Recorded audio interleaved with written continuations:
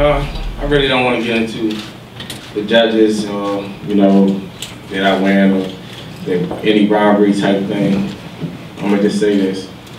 I love boxing, I love being in the ring. I'm just happy and blessed that I was able to go out there, put on a good performance, and leave safe.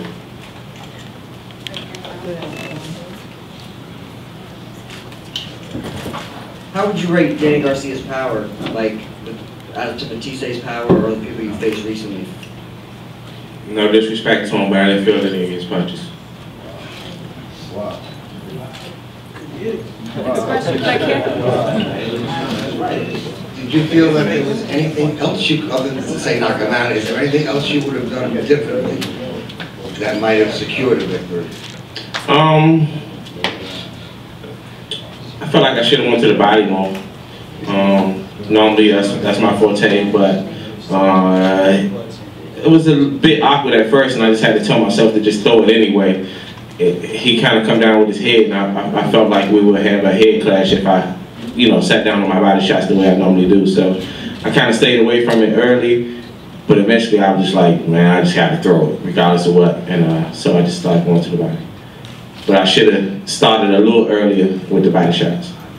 Lamont, it was very clear cut on the scorecards that over the last 5 rounds, the judges saw you as the dominant fighter in the fight because you were settling down in front of him and getting your shots off. Do you feel you could have started that a couple rounds earlier? No, because that was the game plan. You know, maybe if I would have sat down earlier, you know, he had a little bit more steam in his punches, maybe I get caught, maybe I get hurt. You know, so I just want to stick to my game plan. I felt like, you know, I saw shots early, but the game plan was to let them tire out a little bit and then go for the kill. So I won't say that I should have started early. I think I did it at the right time. But so, you know, that's just the way life goes sometimes. Now, Lamont, you said that you stuck to the game plan, and like we talked to Barry, the game plan was for you to tire out Danny. But do you think that in the process of using the ring, you gave away some of those early rounds? My feeling while I was in the ring, no, because I know it's just one round I know I gave away, and that's when I started going forward. I was going forward, but I wasn't throwing punches. I was just trying to get a feel where his punches was at. So I know he threw a lot. Even though he didn't land, he out-threw me, and he landed a few shots. I knew I gave that round away.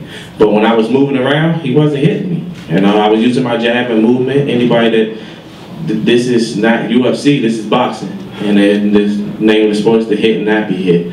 And I got some jabs off, and he pretty much couldn't hit me. So I wouldn't say I gave him away. I just used a different strategy. Remember the De La Hoya Trinidad, same thing. I mean, we can go there and go back and forth, whatever. You know, I made my decisions, you know, me and my trainer made a decision, you know, for a game plan, and we stuck to it. And I mean, at the end of the day, you gotta deal with the results. How legendary was it for you to use the shuffle and the bolo in front of Ray Leonard, and was that by design or improvised? I mean, sometimes when I get comfortable in there, I get a little loose, and I watch a lot of tapes on Ray, so naturally I'm gonna go to those type of shots. I should, if I felt like I could have did more showmanship, you know, while I was boxing, maybe that would have swayed the judges to give me them early rounds, because it seemed like they didn't. You wouldn't have got no rounds then. but overall, you know, that's just me, and that's just what I do. And again, I'm just happy to just be able to get in the ring and show my skills. Lamont, you've spoken for some time now about what it takes for you to make 140, and you said after this fight that you are considering moving up to 147. Why are you considering that, and what is it like for you now, boiling all the way down to 140, or in this case, 143? 147 for me is really out of curiosity. I just want to see how I feel.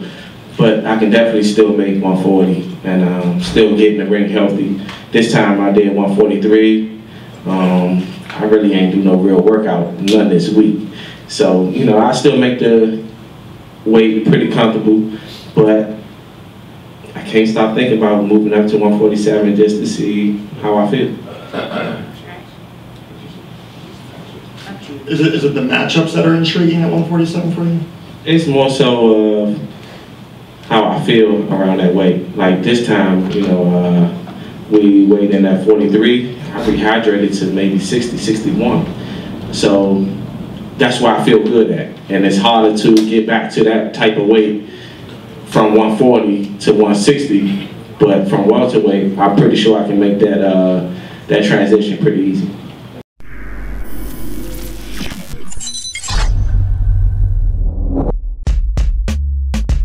I'm trying to battle John Cena. Can somebody find John Cena's management? WWE, somebody find John Cena and let's make this happen. So let's be super honest here, and I'm gonna be really frank and a little uncouth. I'm not gonna suck a dick unless I'm gonna do it great. I'm not gonna write a book unless I'm gonna do it great. I'm not gonna cook a meal unless I'm gonna do it. I'm not gonna touch anything unless I plan on doing it better than anyone else you've ever met in your entire life.